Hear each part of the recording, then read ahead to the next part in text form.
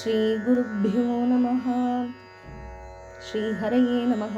श्रीहरये नमः। श्रीहरये नमः। जानकीकान्तस्मरणं जय जय राम राम। आञ्जनेयस्वामिनः जय। नमामि दूतं रामस्य सुखतं च सुरद्रुमं पीनवृत्तमहाबाहुं सर्वशत्रुनिबर्हणं नानारत्नसमायुक्त कुण्डलादिविभूषितं सर्वदाभीष्टदातारं सतां वै दृढमाहवे वासिनं चक्रतीर्थस्य दक्षिणस्थगिरौ सदा तुङ्गभोधितरङ्गस्य वातेन परिशोभिते भजामि श्रीहनुमन्तं हेमकान्तिसमप्रभं व्यासतीर्थयतीन्द्रेण पूजितं प्रणिधानतः सर्वथा मास्तु सन्देहो हरिः साक्षी जगत्पतिः यः करोत्यत्र सन्देहं स याति निरयं ध्रुवम्। भज रे हनुमन्तं भज रे हनुमन्तं मानस भज रे हनुमन्तम् कोमलकायं नाम सुधेयं भज सख सिंहं भूसुरश्रेष्ठं भज रे हनुमन्तं मानस भज रे हनुमन्तम् मूर्खनिशाचर वनसंहारं सीता दुःख विनाशनकारं भज रे हनुमन्तं मानस भज रे हनुमन्तम् परमानन्द सुगुणोदय चरितं करुणारस परिपूर्ण सुभरितं भज रे हनुमन्तं मानस भज रे हनुमन्तम् रणरङ्गधीरं गुणगम्भीरं दानवदैत्यारण्यकुठारं भज रे हनुमन्तं मानस भज रे हनुमन्तम् गुरुचेन्नकेशव कदलीरङ्गं स्थिरसद्भक्त मुख्यप्राणं भज रे हनुमन्तं मानस भज रे हनुमन्तम्।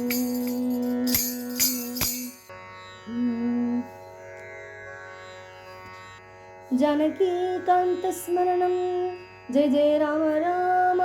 आञ्जनेयस्वामिनः जय। சுந்தரகாண்டம் வசிஷ்டர் பண்ணின ராமாயணத்திலேருந்து இருக்கக்கூடிய ஒரு காண்டம், அழகான காண்டம். அதனாலேயே சுந்தரகாண்டம்.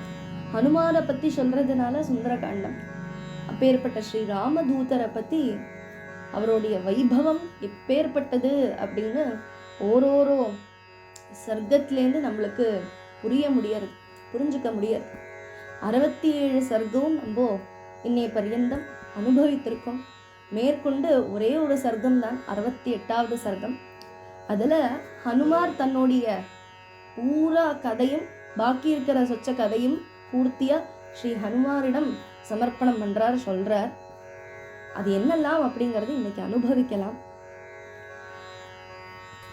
சுவாமின் சீதாமா எங்கிட்டக்க இதோட நிறுத்தலை, இன்னும் நிறைய விஷயங்கள் சொன்னார். என்னெல்லாம் என்னை பார்த்து அன்போட சொன்னா, மாருதி, மகாராஜா தசரத புத்திரனான என்னுடைய கணவர்கிட்ட வேகம் நீங்க போய் அரக்கோனான ராவணனை ஆயோதனத்துல சம்ஹாரம் பண்ணி என்னை காப்பாத்தணும் என்று சொல்ல வேண்டும். சத்ரு மர்தகனான வீரா ஹனுமான் உன்னால் முடிஞ்சதுன்னா சௌகரியப்படுறதுன்னா ஒரு நாள் இங்கே தங்கி எங்கேயாவது மறைஞ்சிருந்து தங்கி ரெஸ்ட் எடுத்து போனா போதும் என்று சீதாமா என்னை பார்த்து சொன்னான். அது மட்டுமல்ல, எதற்காக சீதாமா என்னை பார்த்து சொன்னா அப்படின்னா, மந்தபாகியான சீதாமாவுக்கு கவலை வருதாம். நீ பக்கத்துல இருந்தா எனக்கு ஒரு சமாதானம் உண்டு அப்படின்னு சொன்னா. கொஞ்ச நேரமாவது அந்த கவலையிலேருந்து எனக்கு மோசனம் கிடைக்குமே நீ இருந்தா அப்படின்னு. நீ திரும்பி வரத்துக்கு வேண்டி நீ போறாய். அப்படி ஸ்ரீராமனை கூட்டிட்டு வந்தா எனக்கு பிராணன் திருப்பி சந்தேகமின்றி வந்துடும். பர்திரு தூதனான உன்னை பார்க்கறத எனக்கு துக்காக்னி அப்படிங்கிறது சாம்பலாய் போற மாதிரி இருக்கு. மட்டுமல்ல, எனக்கு ஒரு சந்தேகம் ஹனுமன். வீரனான உன்னுடைய நண்பர்கள் வானரர்கள் ரிக்ஷவரர்கள் போன்றவாலாம் அபாரமான இந்த சாகரத்தை எப்படி தாண்டுவா? வானர படைகள் தசரத நந்தர்கள் அப்படி அவெல்லாம் எப்படி இங்க சேருவா? ஜீவன் இருக்கக்கூடிய 3 பேர் தாண்டலாம். யாரெல்லாம் அப்படின்னா, வைனதேயன், வாயு பகவான், நீ 3 பேர் தாராளமா அந்த சாகரத்தை தாண்டலாம். மற்ற யாருக்கும் அசாத்தியமான காரியம் எப்படி சாத்தியமாக்க போறேன்? எப்படியாக்க உன்னுடைய மனசுல இருக்கு? ஒரு கால் நீ தனியா நினைச்சா கூட இந்த காரியத்தை நிறைவேற்றிடலாம். ஆனா சத்ருஹந்தாவான உனக்கு தானே அந்த புகழ் கீர்த்தி எல்லாம் கிடைக்கும். ஸ்ரீ ராமச்சந்திர சுவாமிக்கு புகழ் வரணும், அவருக்கு கீர்த்தி உண்டாகணும். அதுக்குண்டான விஷயத்தை நீ பண்ணணும். அத்தனை படைகளோட நீ இங்க வரணும். திருப்பி யுத்தத்துல சகுடும்பம் ராவணனை நிகிரகம் பண்ணணும். வீராக்ரணியான என்னுடைய கணவர் இங்க விடணும். அவர் மேல பயம் உண்டு ராவணனுக்கு. அதனால தானே அந்த அரக்கன் ஸ்ரீ ராமச்சந்திரன் இல்லாத சமயத்தை பார்த்து என்ன அபகரித்து போயினான், தூக்கிண்டு போனார். அதனால இந்த மாதிரி விஷயமெல்லாம் ரகுவம்சத்துக்கு யோசிக்காது. லங்கா ராஜ்யத்துல பூரா வானரப்படை நிறையணும். ஹனுமன் சர்வத்திர ராமபாணங்கள் பாயணம், சத்ருக்களை பூரா நிகிரகம் பண்ணணும். அதுக்கப்புறமா ஸ்ரீராமர் காக்குஸ்தர் என்ன கூட்டிண்டு போனோம். அப்பதான் ஸ்ரீராமருக்கு அது தகுந்த மாதிரியான கர்மம் ஆகும். யுத்த விக்ரமனான சுவாமிக்கு சமுச்சிதமான ஸ்ரேயஸ் உண்டாக்குற மாதிரி இருக்கக்கூடிய பிரவர்த்தி நீ பண்ணணும் ஹனுமன் அப்படின்னு சொன்னார். இதெல்லாம் கேட்டு அடியேனும் பதில் சொன்னேன். தேவி, வானரர்களுடையும் ரிக்ஷ சிரேஷ்டர்களுடையும் சக்கரவர்த்தியாக்கும் பிளவகோத்தமனான சுக்ரீவன், சத்வ சம்பன்னனான சூரியபுத்திரன் உங்களுடைய காரியத்துல முடிவெடுத்துட்டார். ஆத்மசக்தி நிறைந்தவரும் மகாபலவான்களும் மனோவேகத்துல சஞ்சாரம் பண்ணக்கூடிய டேலண்ட் இருக்கிறவாளும் அமித பராக்கிரமிகளுமான வானரர்கள் கோடி கணக்கில் இருக்கா.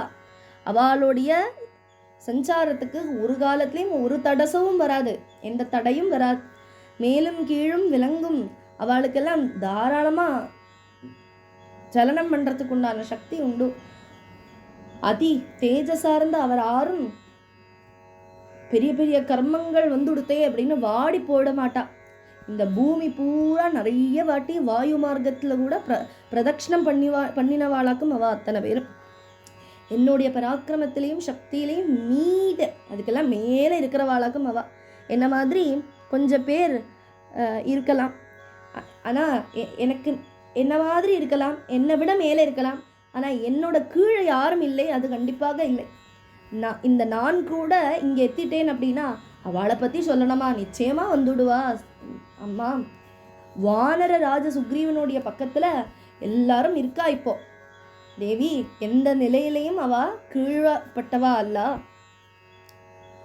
தாசர் தானே இங்கே வருவா, நான் ராமதாசன், அதனால இங்கே வந்திருக்கேன். சின்ன வேலையெல்லாம் இப்படி இதை பண்ணி கீழே இருக்கிறவாள் தானே அனுப்பி வைப்பா, அந்த மாதிரி தான் நான் வந்திருக்கேன். அதனால இந்த காரியங்களெல்லாம் நினச்சி நீங்கள் கவலைப்படாதீங்கோ, துக்கத்தை விடுங்கோ. கிஷ்கிந்தையிலேருந்து ஒரே ஒரு தாவில் அவள் இங்கே எல்லாரும் எத்திடுவா.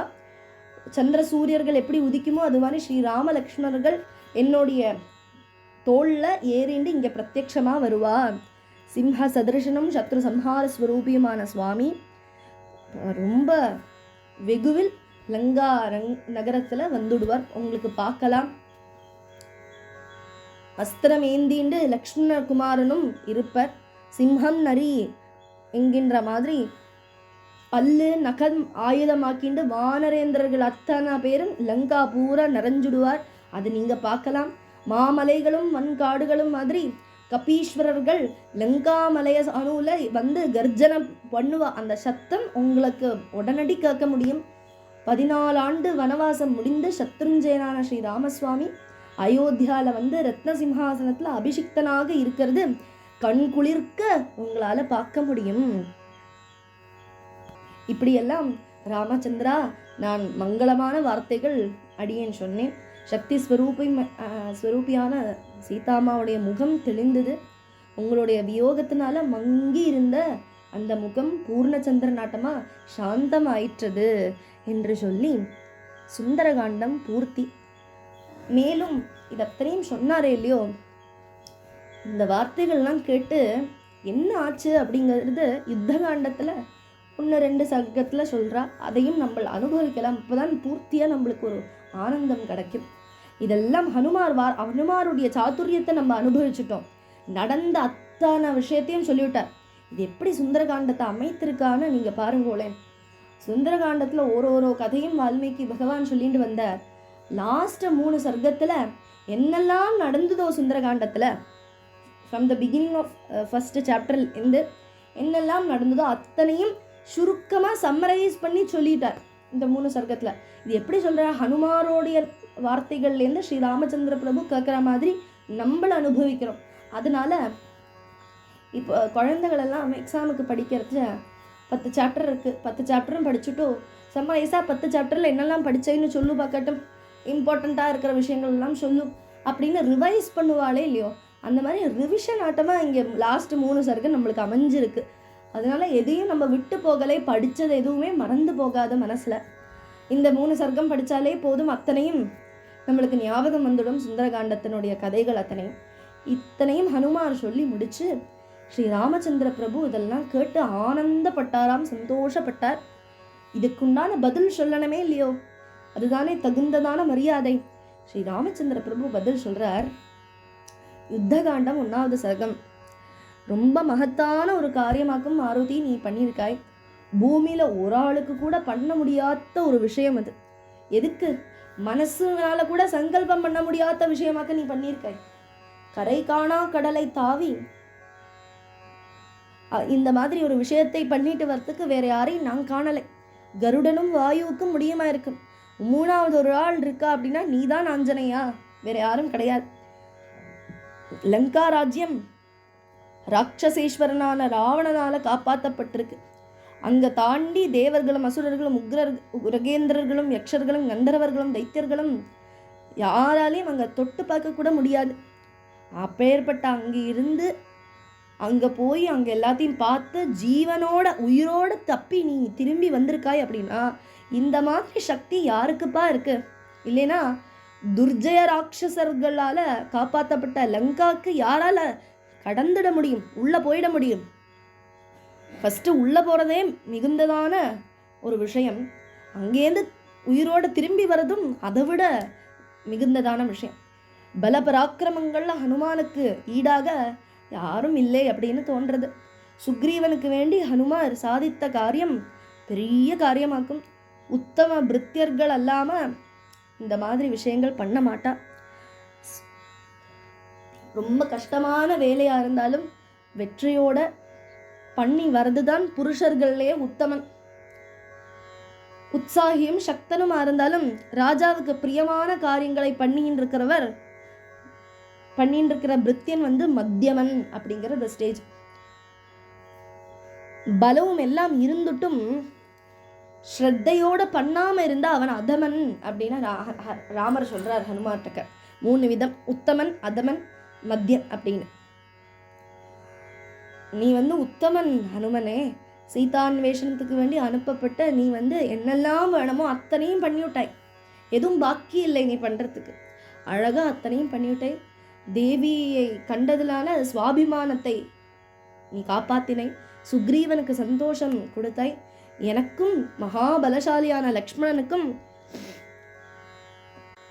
புகழடைந்த ரகுவம்சத்துக்கும் தர்ம ரட்சையை கொடுத்தாய் ஏன்னா ஹனுமார் இப்போ வந்து சொல்லியிருக்காட்டா அந்த தர்மத்தை எப்படி காப்பாற்ற முடியும்? தர்மத்தை காப்பாற்றுறதுன்னா ராமர் வந்து தர்மத்தை காப்பாற்றினார், தர்மத்தை கடைபிடித்தார். அந்த தர்மம் திருப்பி ராமரை காப்பாற்றண்டாமா? அந்த தர்மம் தான் ஹனுமார் மூலமாக காப்பாத்திருக்கு. அதனால தர்ம ரக்ஷை தந்தைப்பா, துக்க நிமக்னமான என்னுடைய ஹிருதயத்துல இந்த செய்தி வந்து ஆனந்தத்தை கொடுக்கிறது. ஆனந்த அலையை தந்துட்டாய். பிரியம் சொல்றவா நிறைய பேர் இருக்கா, நம்மளுக்கு பிடிச்சா மாதிரி சொல்றவா அதெல்லாம் இருக்கா. ஆனா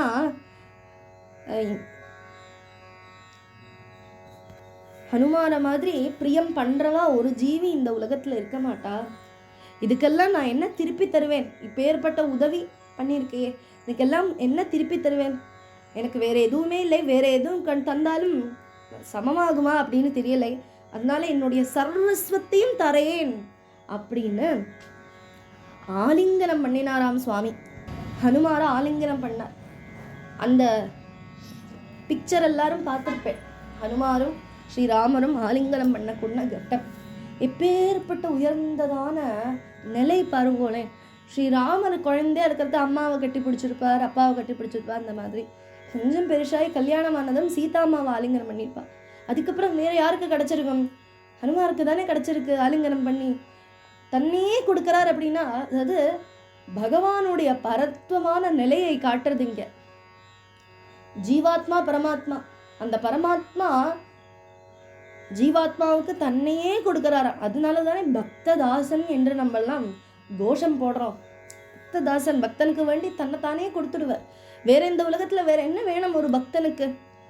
ஹனுமாருக்கு இந்த உலகத்துல வேற என்ன வேணும்? ராமரை தானே வேணும். ராமருக்காக தானே அத்தனையும். ராம நாமம் மட்டும்தானே உள்ள ஓடின்னு இருக்கு. ராம சிந்தனை மட்டும்தானே மனசுல ஸ்மரணை பண்ணின்னு இருக்கார். ஓரோ ரோமத்திலையும் ராமநாமம் தான் ஹனுமாருக்கு. அப்பேற்பட்ட ஹனுமாருக்கு ராமர் தன்னைத்தானே கொடுத்துட்டார் அப்படின்னா ஹனுமாருக்கு வேற என்ன வேணும்? இந்த மாதிரி வேற யாருக்கு பாக்கியம் கிடைக்கும் ஹனுமாருக்கெல்லாம்? அதனால தானே ஸ்ரீ ராமதூர்தருடைய வெற்றி சுந்தரகாண்டம் பூரா தெரியறது.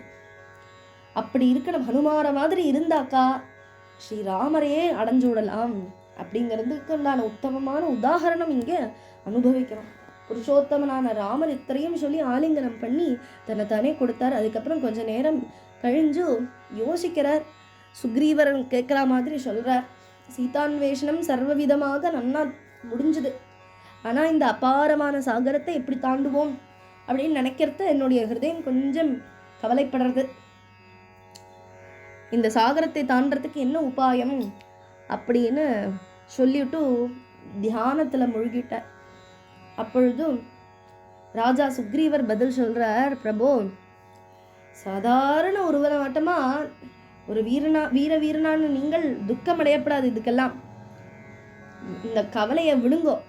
அது மட்டுமல்ல, துக்கம் அடையறதுக்கு ஒரு காரணம் நான் காணவில்லை. சீதா பிராட்டியோடைய செய்தி நம்மளுக்கு தெரிஞ்சு கொடுத்தோம். சத்ருவனுடைய வசதி எங்கே இருக்கு, எங்கே தங்கின்னு இருக்கார் அப்படின்னும் தெரிஞ்சு கொடுத்தோம். நீங்கள் சர்வசாஸ்திர பாரங்கதன், அபார பண்டிதன், அதி புத்திமான், மகா விஞ்ஞானமாக்கும் நீங்கள். அப்பேற்பட்ட நீங்கள் இந்த மாதிரி சிந்தைகள் எல்லாம் மனசுல வச்சுக்காதீங்கோ, அதை விட்டுடுங்க. மோட்சத்துக்கு தடையா இருக்கிறது உத்தமமான ஒரு யோகி அதை விட்டு விடலாம். இல்லைன்னா அது அப்படியே வச்சுட்டு இருந்தா எப்படி மோட்சம் கிடைக்கும்? அது மாதிரி இந்த லேசான சிந்தனையெல்லாம் விட்டுடுங்கோ. இப்படியெல்லாம் நினச்சா ஆபத்து வந்துடும். நல்லது நடக்கிறதோ இல்லையோ ஆபத்து வந்துடும். அதனால நம்மளுடைய வானர சிரேஷ்டர்கள் எல்லாரும் ஒரே மாதிரி சூரர்களும் சமர்த்தர்களும் ஆக்கும். உங்களுக்கு வேண்டி அக்னி பிரவேசம் பண்ணுறதா இருந்தாலும் அவள் சந்தோஷமாக பண்ணிட்டு போயிடுவா. அந்த ஒரு நம்பிக்கை எனக்கு உண்டு. மகா பாவம் பண்ணின ராவணனை யுத்தத்தில் மகாபராக்கிரமையான நீங்கள் நிகிரகம் பண்ணுவேள். நிச்சயமா சீதாமாவை கூட்டிட்டு வந்துடுவேள். அதுக்குண்டான வழியை யோசிக்கணும் அப்படின்னு சொல்லி எனக்கு இப்போவே கண்ணில் தெரியறது. என்னது அப்படின்னா, நீங்கள் நிகிரகம் பண்ணி சீதாமாவை கூட்டிட்டு வர்றது எனக்கு மனக்கண்ணில் காண்றேன். அந்த துஷ்டனான தசானனன் போரில் ஹதனாக படுத்துட்டு இருக்கார், என் கண்ணில் காண்றது. அதனால சத்ருஞ்சயா ஸ்ரீராமா, எந்த பிரகாரத்தை பார்த்தாலும் நீங்கள் தான் ஜெயிக்க கூடினவர், ஜெயம் அடைய கூடினவர். அதனுடைய நிமித்தங்களெல்லாம் நான் காணறேன். என்னுடைய ஹிருதயத்தில் சந்தோஷமாக்கும் இருக்கு அப்படின்னு சுக்ரீவர் சமாதானப்படுத்தினார். இந்த சுக்ரீவருடைய வார்த்தையெல்லாம் கேட்டதும் ரகுவரனுக்கு துக்க பாவத்தை விட்டுட்டு நிம்மதி அடைஞ்சார். இப்படி அற்புதமான ஹனுமத் சரித்திரம், ஸ்ரீ ராமதூத சரித்திரம் நம்ம அனுபவித்தோம். ஹனுமார் அப்படின்னா ஒரு குருவோடைய நிலையில தான், ஆச்சாரியருடைய நிலையில இருக்கார் ஹனுமார். எப்படி ஆச்சாரியர் அப்படின்னா சாஸ்திரத்தை கையில் எடுத்துட்டு வரவர் ஆச்சாரியர் இல்லவா? நம்மளுக்கு என்னது வழிகாட்டியாக இருப்பவர் குரு. அந்தகாரத்தை அழிப்பவர் குரு. வழிகாட்டியாக மட்டும்தான் இருப்பாரா கட்டா கிடையாது, வழி துணையாக இருப்பார் ஒரு குரு. வழியின் பலனாகவும் இருப்பார் குரு. நம்ம இந்த உலகத்துல பகவான் அடையணும் அப்படின்னு குருட்டக்க போறோம். குரு என்ன பண்றார்? இப்படியெல்லாம் பண்ணு அப்படின்னு காட்டி கொடுக்கிறார். அப்படியெல்லாம் நம்ம பண்ணுவோம். அதே மாதிரி வழி கூடவே நம்ம பண்றது கூடவே வருவாராம் குரு. இதுக்கு உதாரணமா இங்கேருந்து ஒரு இடத்துக்கு போனோம், சென்னைக்கு போனோம் என்று எண்ணிக்கொள்வோம். இதுக்கு என்ன வழி அப்படின்னா ஒரு போர்டு இருக்கும் அங்கங்க, இந்த வழியா போனவாளுக்கு சொல்ல முடியும்லவா? அந்த வழியில போனவா இப்படி போ இப்படி போ அப்படின்னு நம்மளுக்கு சொல்லி கொடுப்பா. அதே மாதிரி போவோம். கூட அவளே வருவாளாம், வழி காட்டுறவாளே நானும் கூடவே வரேனே அப்படின்னு சொல்லி கூடவே வழி காட்டி இதுதான் அப்படின்னு சொல்லுவா. அந்த டெஸ்டினேஷனுமே கூட வந்தவாதான் அப்படிங்கிறது தான் குருவுடைய மகாத்மியம். குரு பகவான் அடையறதுக்குண்டான வழி சொல்லுவார். அந்த வழி கூடவே குரு வருவார். லாஸ்ட்ல பகவானை பார்த்தா என்ன தோணுமாம் ஒரு சிஷ்யனுக்கு? ஆஹா, இந்த பகவானை பார்க்கறதுக்கு எனக்கு உதவி பண்ணின, இந்த ஜீவாத்மாவை உத்தாரணம் பண்ணின அந்த குரு தானே எனக்கு பிரத்யட்சமான கண்கண்ட தெய்வம் என்று ஒரு சிஷ்யனுக்கு தோணுமா. அதே மாதிரி தான் ஹனுமார். ஹனுமார் ஆச்சாரியனுடைய ஸ்தானத்தில் இருக்கா. இது எப்படி சுந்தரகாண்டத்தில் நமக்கு அனுபவிக்கலாம். சீத்தையும் யாருன்னா ஜீவாத்மா. சீத்தை ராமரை காணாம தவிச்சுன்னு இருக்கா.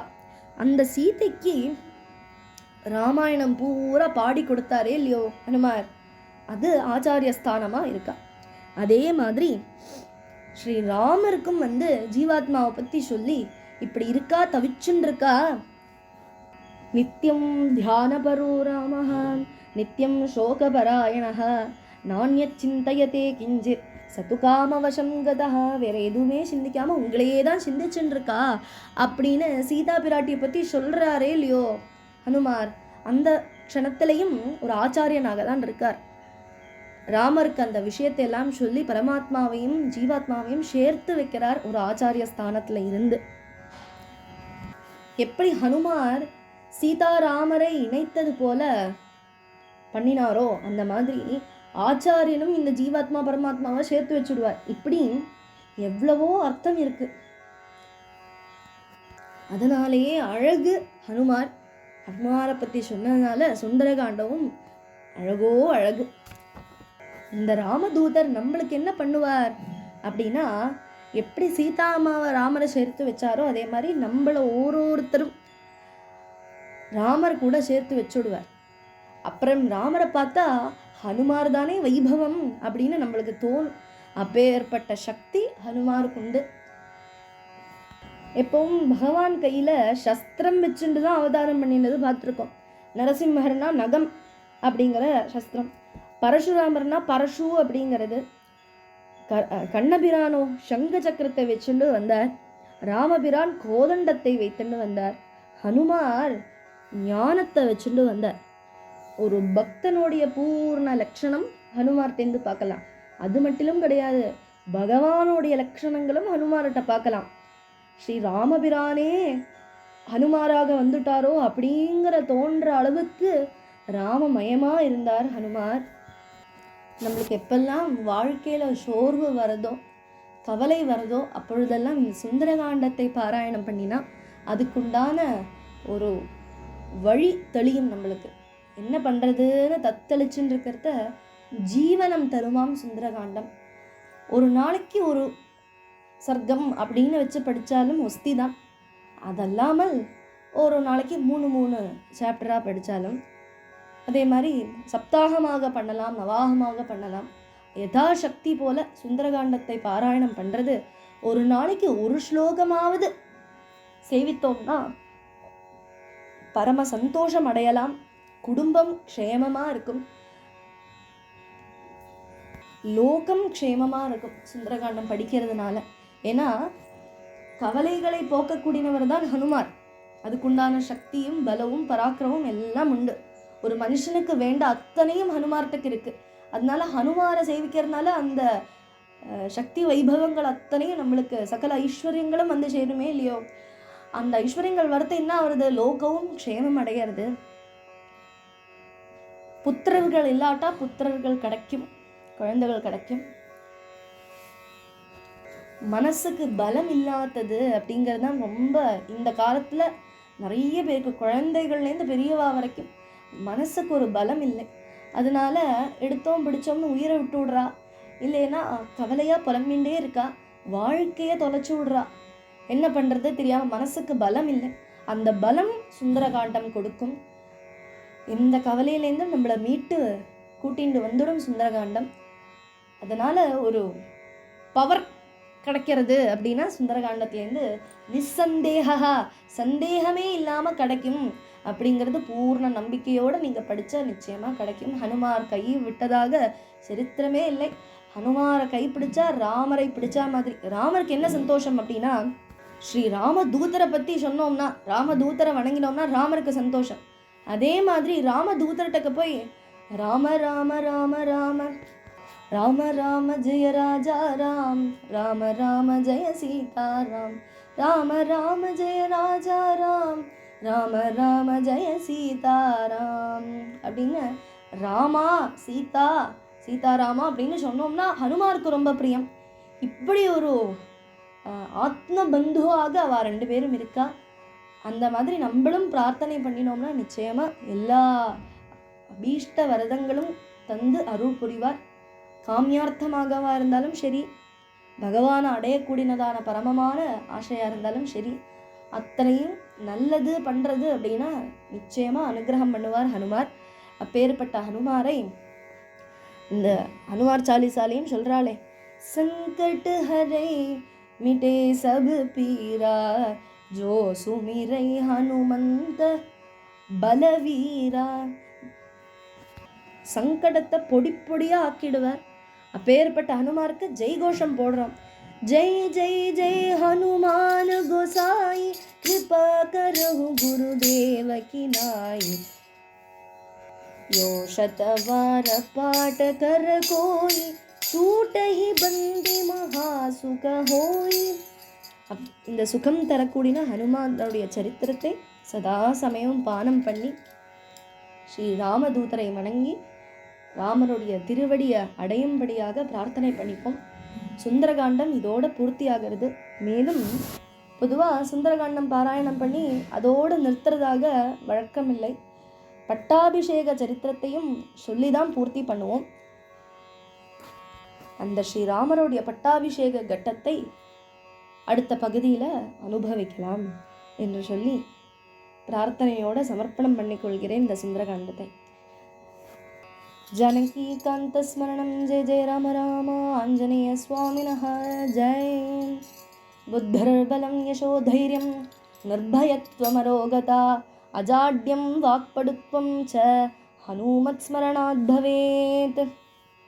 ஸ்வஸ்தி பிரஜாப்யः பரிபாலயந்தாம் न्यायेण मार्गेण महीं महिषाः, गोब्राह्मणेभ्यः शुभमस्तु नित्यं, लोकाः समस्ताः सुखिनो भवन्तु. काले वर्षतु पर्जन्यः, पृथिवी सस्यशालिनी, देशोऽयं क्षोभरहितः, ब्राह्मणाः सन्तु निर्भयाः, अपुत्राः पुत्रिणः सन्तु, पुत्रिणः सन्तु पौत्रिणः, अधनाः सधनाः सन्तु, जीवन्तु शरदां शतम्. चरितं रघुनाथस्य शतकोटिप्रविस्तरम्, एकैकमक्षरं प्रोक्तं महापातकनाशनं, शृण्वन् रामायणं भक्त्या यः पादं पदमेव वा स याति ब्रह्मणस्थानं ब्रह्मणा पूज्यते सदा रामाय रामभद्राय रामचन्द्राय वेदसे रघुनाथाय नाथाय सीतायाः पतये नमः यन्मङ्गलं सहस्राक्षे सर्वदेव नमस्कृते वृत्रनाशे समभवत् तत्ते भवतु मङ्गलं यन्मङ्गलं सुपर्णस्य विनता कल्पयत्पुरा अमृतं प्रार्थयानस्य तत्ते भवतु मङ्गलम् अमृतोत्पादने दैत्यान् घ्नतो वज्रधरस्य यत् अतिथिर्मङ्गलं प्रादात् तत्ते भवतु मङ्गलं त्रीन् विक्रमान् प्रक्रमतो विष्णोरमिततेजसः यदासीन्मङ्गलं राम तत्ते भवतु मङ्गलम् ऋतवस्सागराद्दीपा वेदालोकादिशस्तते मङ्गलानि महाबाहो दिशन्तु तव सर्वदा कायेन वाचा मनसेन्द्रियैर्वा बुद्ध्यात्मना वा प्रकृते स्वभावात् करोमि यत् सकलं परस्मै नारायणायेति समर्पयामि हरे राम राम राम हरे हरे हरे कृष्ण कृष्ण कृष्ण हरे हरे हरे राम राम राम हरे हरे हरे कृष्ण कृष्ण कृष्ण हरे हरे हरे राम राम हरे हरे हरे कृष्ण कृष्ण हरे हरे